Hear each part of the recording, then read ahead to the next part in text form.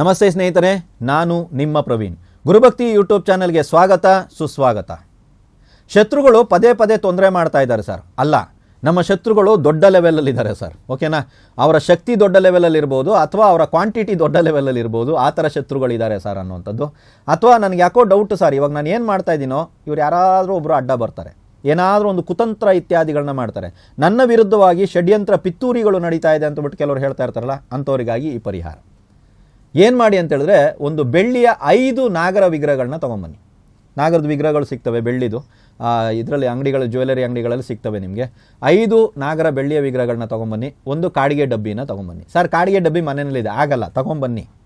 ಆಯಿತು, ಇದನ್ನು ಮನೆಗೆ ತೊಗೊಂಬಂದು ಈ 5 ನಾಗರ ವಿಗ್ರಹಗಳನ್ನ ನಿಮ್ಮ ದೇವ್ರ ಕೋಣೆಯಲ್ಲಿ ಇಟ್ಬಿಟ್ಟು, ಅದರ ಎರಡೂ ಕಡೆ ಕಣ್ಣುಗಳು ಇರ್ತವೆ ಅಂತ ತಿಳ್ಕೊಂಡು, ಅದಕ್ಕೆ ಪ್ರತಿದಿನ ನೀವು ಈ ಕಾಡಿಗೆಯನ್ನು ಹಚ್ತಾ ಬರಬೇಕು.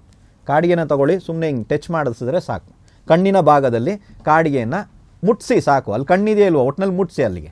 ಸೊ ಈ ರೀತಿ 21 ದಿನಗಳ ಕಾಲ ನೀವು ಕಾಡಿಗೆ ಹಚ್ತಾ ಇರಬೇಕು. ಅದಕ್ಕೆ 21 ದಿನಗಳ ಕಾಲ ಅದು ಫುಲ್ ಈ ಭಾಗದಲ್ಲೆಲ್ಲ ಬಂದ್ಬಿಟ್ಟು ಫುಲ್ ಕ್ಲೋಸ್ ಆದರೂ ಪರವಾಗಿಲ್ಲ, ಫುಲ್ ಕಪ್ಪಗಾಯ್ತು ಸಾರ್ ಅಂದರೂ ಪರವಾಗಿಲ್ಲ.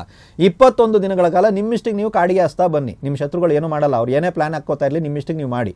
ಇದಾದ ನಂತರ 22ನೇ ದಿನ ಈ 5 ನಾಗರ ವಿಗ್ರಹಗಳನ್ನ ಒಟ್ಟಿಗೆ ಯಾವುದಾದ್ರು ಒಂದು ಬಟ್ಟೆನಲ್ಲೋ ಯಾವುದೋ ಒಂದು ಕವರಲ್ಲೋ ಎಲ್ಲಾದ್ರೂ ಒಂದು ಕಡೆ ಕಟ್ಕೊಂಡು ನಿಮ್ಮ ತಲೆ ದಿಮ್ಮಿನ ಕಡೆಗೆ ಅಥವಾ ತಲೆ ದಿಶೆಯ ಕಡೆಗೆ ಇದನ್ನು ಇಟ್ಕೊಂಡು ಮಲ್ಕೊಳ್ಳಿ. ಪರ್ಮನೆಂಟಾಗಿ ಅಲ್ಲೇ ಇರಲಿ. ಇದನ್ನು ಪೂಜೆ ಗೀಜೆ ಇತ್ಯಾದಿಗಳು ಮತ್ತೆ ಕಾಡಿಗೆ ಹಚ್ಚೋಂಥದ್ದು ಏನೂ ಅವಶ್ಯಕತೆ ಇಲ್ಲ.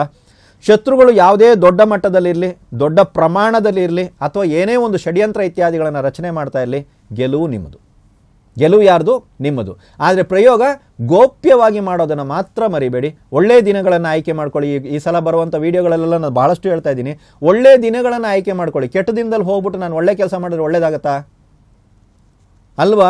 ಕನಿಷ್ಠ ಪಕ್ಷ ಒಳ್ಳೆ ದಿನ ಯಾವುದು, ನನಗೆ ಕೂಡ ಬರುವಂಥ ನಕ್ಷತ್ರ ಯಾವುದು, ಯಾವ ವಾರದಲ್ಲಿ ನಾನು ಮಾಡಿದ್ರೆ ಉದ್ಧಾರ ಆಗ್ತೀನಿ, ಯಾವ ಲಗ್ನದಲ್ಲಿ ಮಾಡಿದ್ರೆ ಉದ್ಧಾರ ಆಗ್ತೀನಿ, ಯಾವ ಸಮಯದಲ್ಲಿ ಮಾಡಿದ್ರೆ ಉದ್ಧಾರ ಆಗ್ತೀನಿ, ಯಾವ ತಿಥಿನಲ್ಲಿ ಮಾಡಿದ್ರೆ ಉದ್ಧಾರ ಆಗ್ತೀನಿ, ಇದನ್ನು ನೀವು ತಿಳ್ಕೋಬೇಕಾಗತ್ತೆ. ತಿಳ್ಕೊಂಡಾಗ ಮಾತ್ರನೇ ಈ ಥರ ಪರಿಹಾರ ಕ್ರಿಯೆಗಳು ಪಟ್ ಅಂತ ಕೆಲಸ ಆಗುತ್ತೆ. ಎಲ್ಲೋ ಒಂದು ಕಡೆ ಸಾವಿರಾರು ರೂಪಾಯಿ, ಲಕ್ಷಾಂತರ ರೂಪಾಯಿ ಹಾಕೋದಕ್ಕಿಂತ ಈ ಪರಿಹಾರ ಕ್ರಿಯೆಯಲ್ಲಿ ಕೆಲಸ ಆಗುತ್ತಾ ಸರ್ ಅಂದರೆ ಈಸಿಯಾಗುತ್ತೆ.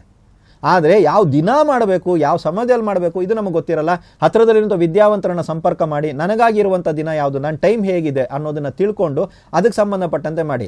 ಸರ್, ನಮಗೆ ಒಂದು ಸ್ವಲ್ಪ ಜ್ಯೋತಿಷ ಬರುತ್ತೆ, ನಾವು ಕಲ್ತಿದ್ದೀವಿ, ನಮ್ಗೆ ಗೊತ್ತು ಸರ್, ಸೂಪರ್, ಮಾಡ್ಕೊಳ್ಳಿ. ಈ ಪ್ರಯೋಗವನ್ನು ಮಾಡಿ ಖಂಡಿತವಾಗಲೂ ಶತ್ರುಗಳ ಬಾಧೆ ಏನಾದರೂ ಇದ್ದರೆ, ಶತ್ರುಗಳಿಂದ ಇವತ್ತಲ್ಲ ನಾಳೆ ನನಗೆ ಸಮಸ್ಯೆ ಆಗುತ್ತೆ ನೋಡ್ಗುರು ಇವನಿಂದ ಅಂತ ನಿಮ್ಗೆ ಅನಿಸ್ತಾ ಇದ್ದರೆ ಪ್ರಯೋಗ ಮಾಡಿ. ಮತ್ತು ಪ್ರಯೋಗ ಮಾಡುವಾಗ ಶತ್ರುಗಳ ಹೆಸರೆಲ್ಲ ದಯವಿಟ್ಟು ಹೇಳೋಕೆ ಹೋಗ್ಬೇಡಿ. ಯಾಕಂದರೆ ಎಷ್ಟೋ ಕಡೆಗಳಲ್ಲಿ ನಾನು ನೋಡಿದ್ದೀನಿ, ನಾವು ಶತ್ರುಗಳಂತ ಯಾರನ್ನ ತಿಳ್ಕೊಂಡಿರ್ತೀವೋ ಅವ್ರು ಶತ್ರು ಆಗಿರಲ್ಲ, ಚೆನ್ನಾಗಿರ್ತಾರಲ್ಲ ವ್ಯಕ್ತಿ ಅವ್ನು ಶತ್ರು ಆಗಿರ್ತಾನೆ. ಈ ಥರನೂ ಆಗುತ್ತೆ. ಸೊ ಈ ಷಡ್ಯಂತ್ರಗಳನ್ನ ಯಾರೇ ಮಾಡ್ತಾ ಇರಲಿ, ಅವರಿಷ್ಟಕ್ಕೆ ಅವ್ರು ಷಡ್ಯಂತ್ರಗಳನ್ನ ಮಾಡೋದನ್ನು ನಿಲ್ಲಿಸ್ತಾರೆ, ಅಥವಾ ಅವ್ರ ಷಡ್ಯಂತ್ರಗಳು ಮಾಡಿದ್ರೆ ಅದು ಫಲ ಕೊಡಲ್ಲ. ಈ ಪ್ರಯೋಗವನ್ನು ಮಾಡಿ ನೋಡಿ, ಶತ್ರುಗಳಿಂದ ನೀವು ವಿಮುಕ್ತರಾಗ್ತೀರಾ, ಶತ್ರು ಕಾಟದಿಂದ ಹೊರಗಡೆ ಬರ್ತೀರಾ.